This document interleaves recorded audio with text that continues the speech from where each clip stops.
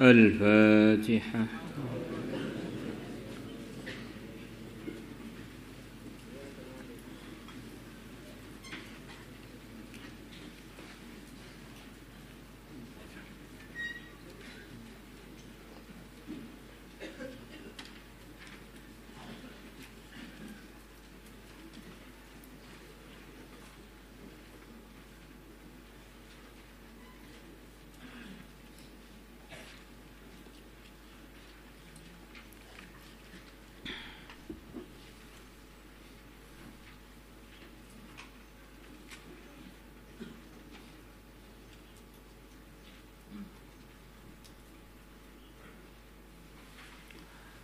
Bismillahirrahmanirrahim.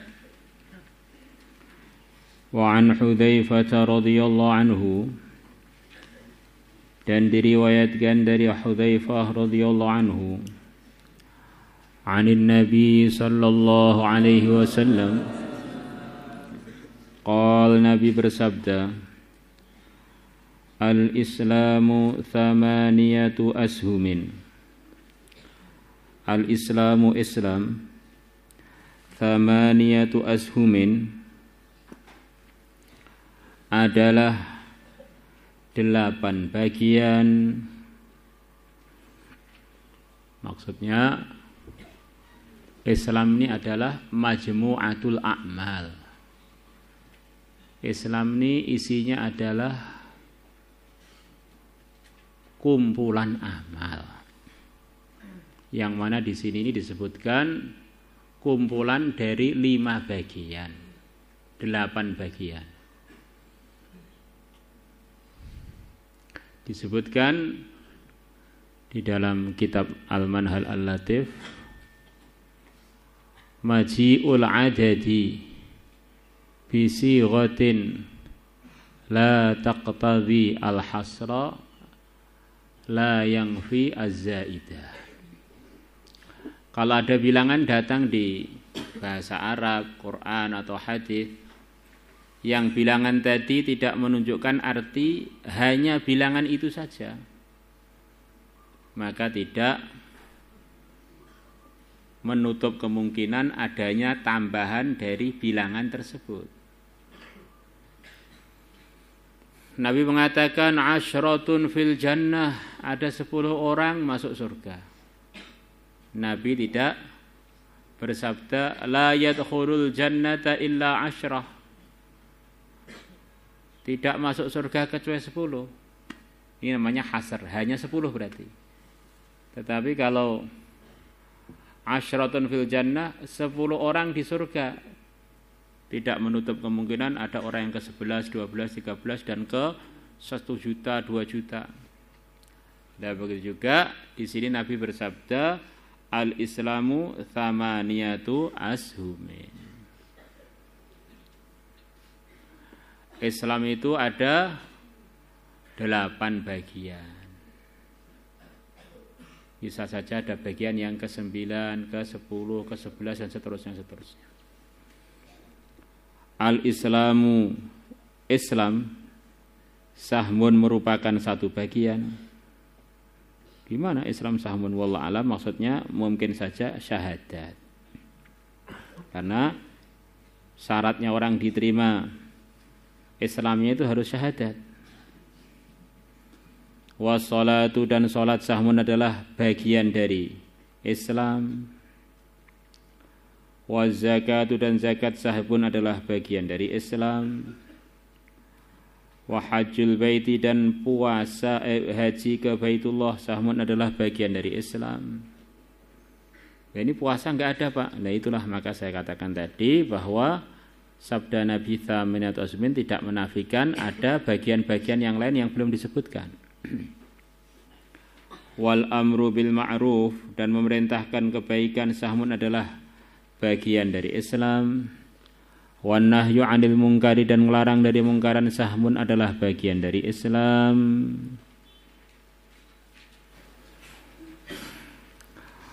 Wal jihadu fi sabilillah, dan berjuang di jalannya Allah sahmun adalah bagian dari Islam.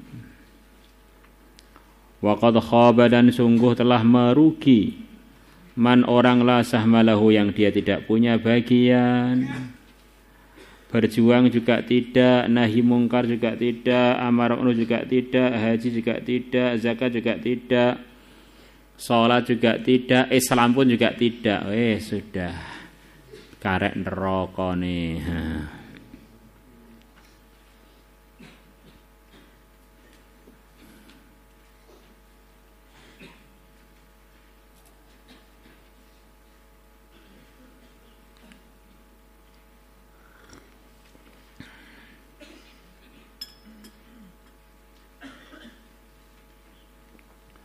Thawabu man takallama bihaqqin, pahalanya orang yang ngomong bihaqqin dengan kebenaran, inda sultanin yukhsha, di dekatnya penguasa yang ditakuti.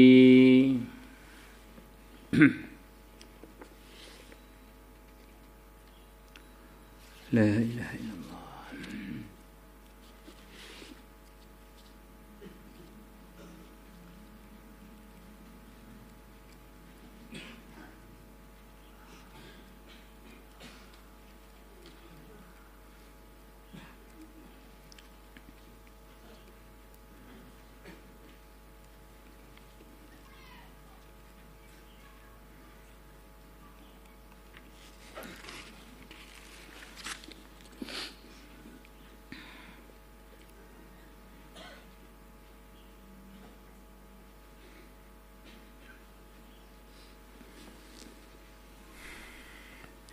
Jadi penguasa itu ada yang tipe-tipenya macam-macam. Ada penguasa yang menakutkan, orang macam-macam bisa lepas kepalanya, lepas nyawanya.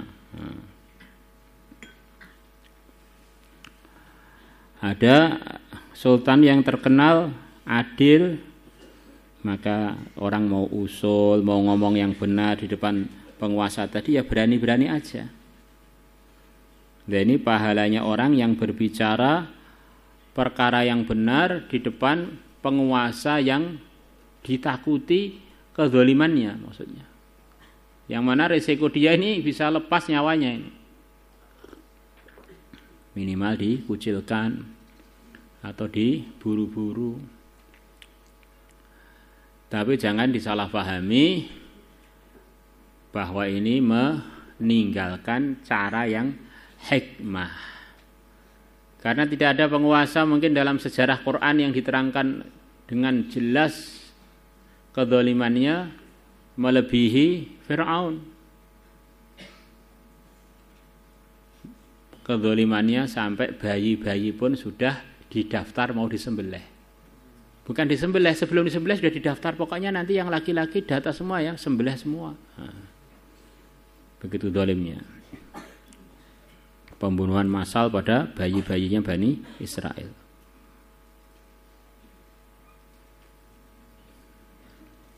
Itu Nabi Musa diperintah oleh Allah untuk menyampaikan kebenaran di depannya Fir'aun dengan lembut kata. Faqula lahu qawlan layyina. Maka sistem dakwah itu asasnya adalah kelembutan. Walaupun pada Fir'aun yang kedzalimannya, iblis pun belum sampai kedzalimannya Fir'aun. Iblis sak nakal-nakalnya tidak pernah ngaku jadi Tuhan. Maka begitu Fir'aun ngaku jadi Tuhan, iblis pun sowan pada Fir'aun terkagum-kagum. Kamu tuh kok luar biasa ya, punya ide saya pun gak berani loh. Iblis pun merasa perlu berguru pada Fir'aun.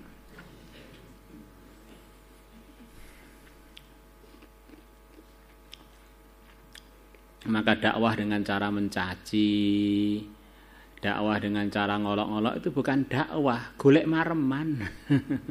Itu cari kepuasan biar mulutnya gantinya sambel, gantinya nyaci orang gitu aja. Maka ada seorang dai datang ke seorang penguasa, kalau nggak salah dari Bani Abbasiyah. Dia ngomong begitu kasar pada raja tadi. Maka raja tidak bilang, kenapa kamu kok ngomong dengan saya kasar? Saya ingin mendapatkan fadilah hadis. Termasuk sebesar-besarnya pahala adalah ngomong yang benar di depan raja yang ditakuti keganasannya. Kamu bilang hadis itu benar, tapi kamu itu caranya enggak benar, dinasihati oleh rajanya. Sezalim-zalim saya itu tidak sampai derajatnya Fir'aun. Sebaik-baiknya kamu enggak sampai derajatnya Nabi biasa aja, apalagi Nabi Musa.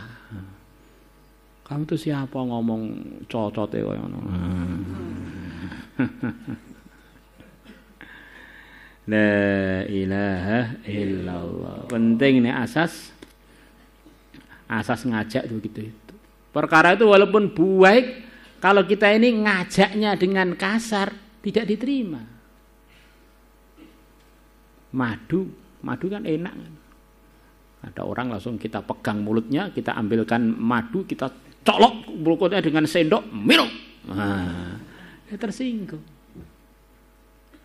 Tetapi walaupun pahit, Putra Wali, jamu yang pahit kita targhib. Masya Allah Pak, ini Putra Wali ini bahasa Latinnya apa? Agrograpis apa ya? Ini antivirus. Kemarin tetangga saya itu kena corona itu minum ini, belum sampai perut itu sudah sembuh. Begitu indahnya dia menyampaikan fadilahnya Putra Wali. Akhirnya walaupun pahit dia minum dengan begitu semangat. Mana? Saya siap beli. Berapa juta siap beli saya. Sama-sama ngajaknya. Satunya ngajak kepada perkara yang manis, tapi caranya enggak baik. Jadinya malah orang bukan suka, sakit hati. Satunya ngajak pada perkara yang pahit, tapi karena caranya benar, Masya Allah orangnya siap korban demi meminum perkara yang pahit tadi.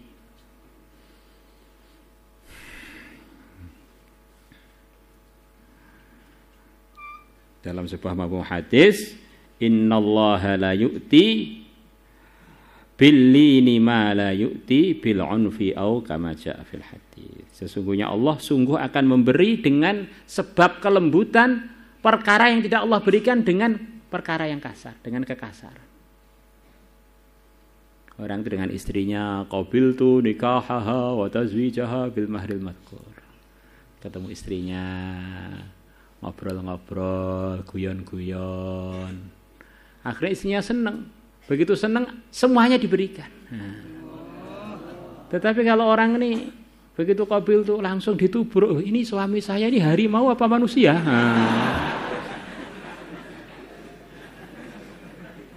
Di perkara itu kadang-kadang halalan thayyibah berpahala karena melakukannya tidak hikmah, yang terjadi fitnah. Kalau katanya orang-orang yang fa jadi fitnah ini akan jadi fitnah.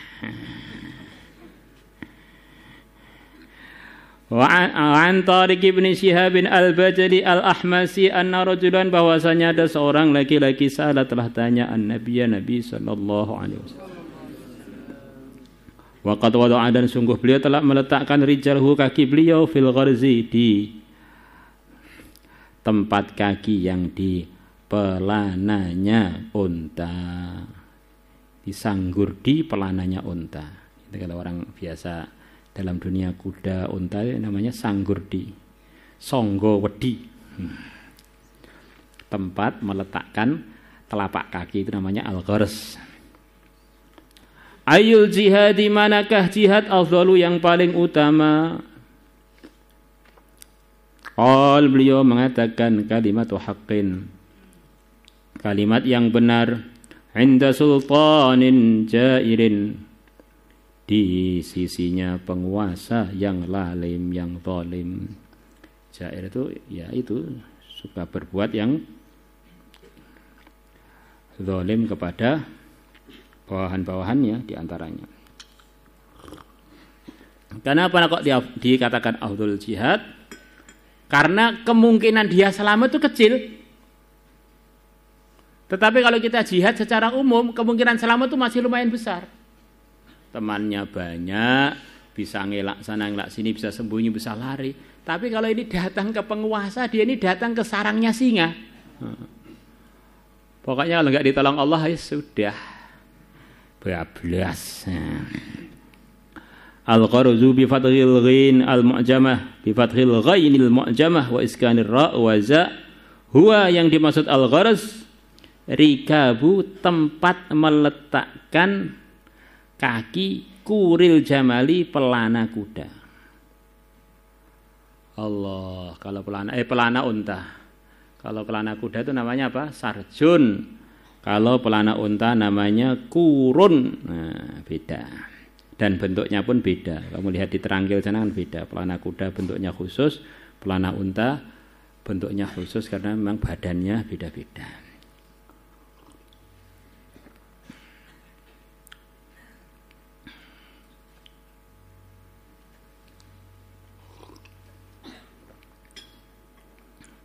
Wa an Abi Umamah radhiyallahu anhu qala arada telah datang di Rasulullah sallallahu alaihi wasallam. Di antara artinya arada itu datang tanpa ada janjian, di antara artinya arada. Teko anyar. Rajulun, seorang laki-laki, indal jamratil ula, di dekatnya tempat melempar jumrah yang pertama. Faqala, maka laki-laki tadi, ini pas manasik haji berarti ini. Ya Rasulullah, wahai Rasulullah sallallahu alaihi wasallam, ayyul jihadi afdalu, manakah jihad yang paling utama? Fasakat anhu, maka Nabi diam anhu dari sa'il, dari menjawab pertanyaan. Falamma ra'al jumrata tsaniyat, falamma ramal jumrata tsaniyata, maka ketika Nabi melempar jumrah yang kedua, sa'alahu, maka yang bertanya itu juga tanya lagi pada Nabi. Fasakat anhu, maka Nabi mendiamkan anhu dari orang tadi. Falamma ramal jumral aqabah, maka begitu beliau selesai melempar jumrah yang terakhir. Jadi kadang-kadang orang yang bertanya itu tidak dijawab langsung oleh Nabi. Apa hikmahnya? Biar tambah penasaran. Apa hikmahnya? Orang-orang yang dengar juga biar tambah penasaran. Apa jawabannya? Apa jawabannya?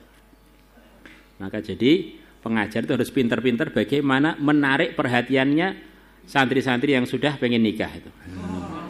Biar masih bisa mikir lagi, masih bisa senyum lagi, masih bisa mikir yang kaitannya dengan ngaji lagi. Wada'a, beliau meletakkan rijlahu, kaki beliau, fil gharzi, di dalam sanggurdi. Kalau orang enggak biasa di perkudaan, opo sanggurdi, malah belajar kudaran. Liar kaba, supaya beliau naik, beliau kalau di sanggur di tempat untuk meletakkan kaki di pelananya unta. Kadang-kadang terbuat dari besi, kadang-kadang terbuat dari kayu, kadang-kadang terbuat dari tali, kadang-kadang terbuat dari kulit, macam-macam. Qal, Nabi bersabda, aina sa'il, mana yang bertanya tadi? Qala, ana aku ya Rasulullah. Qala, Nabi bersabda, jihad yang paling utama, kalimatu haqqin, adalah kalimat yang benar, tuqalu, yang dikatakan indadi sultan, di dekatnya orang yang punya kekuasaan, jairin, yang lalim. Rawahu Ibnu Majah bi isnadin hasan. Maulaya salli wa sallim daiman abada.